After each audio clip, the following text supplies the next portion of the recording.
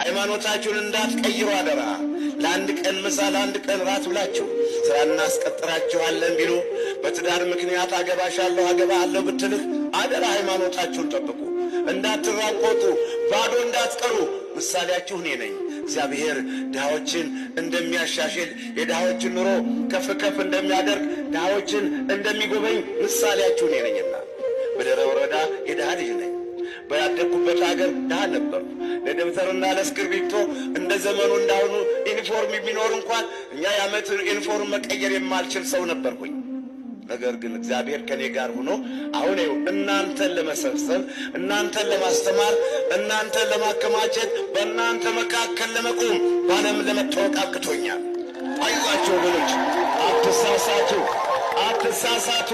ገንዘብን አትውደዱ፣ ስሩ ጠንክራችሁ። መልካም ሥራ ለመስራት አንታክቱ። ተቀመጥ አልልህም፣ ተኛም አልልህም።